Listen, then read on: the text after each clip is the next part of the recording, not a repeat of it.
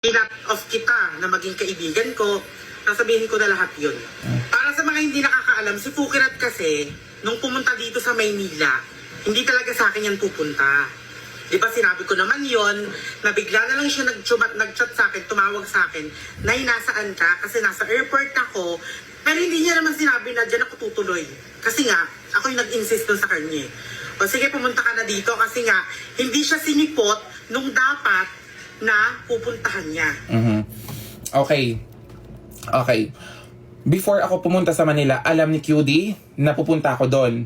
Pero iba lang yung susundo sa akin sa airport, which is a mentor. Pero hindi natuloy kasi yung papunta ko kay mentor sana, si mentor sana susundo sa akin sa airport, hindi natuloy kasi may bank, kailangang asikatuhin na bank businesses, something na i-ask ko si mentor, so hindi siya nakapunta. So ako, kailangan ko ng someone or ng tao na pupuntahan doon kasi aminado ako, wala talaga akong pera noon, 3,000 lang yung pera ko. So tinawagan ko siya, which is close naman kami, nag-live na kami noon, at aware siya doon na pupunta ko ng Manila.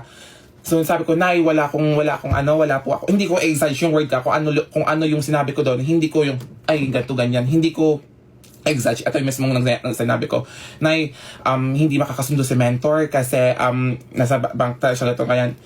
So saan ako na ganyan? Ay sige, dito ka na lang, punta ka na lang sa amin, ganito ganyan. Tapos ako, syempre grateful ako, always akong grateful sa yung mga kay-QD kasi tinanggap niya ako. Yun yung totoong nangyari. So yun. Kaya nandun siya sa akin.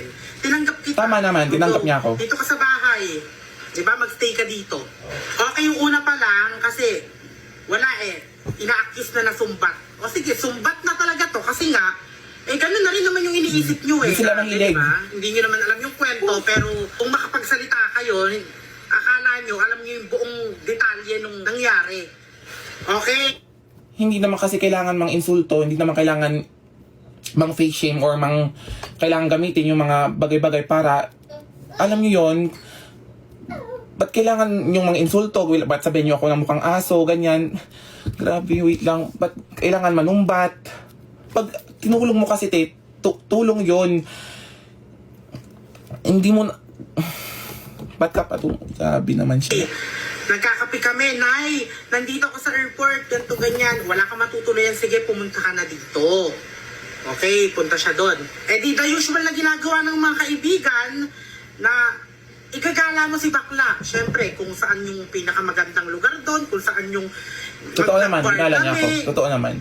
Alam mo yon, di ba? To the point na sinasabi mo na hindi fresh yung pagkain ay, na yung isda hindi fresh, na yung gulay hindi fresh. Kasi sa Antique, fresh lahat eh.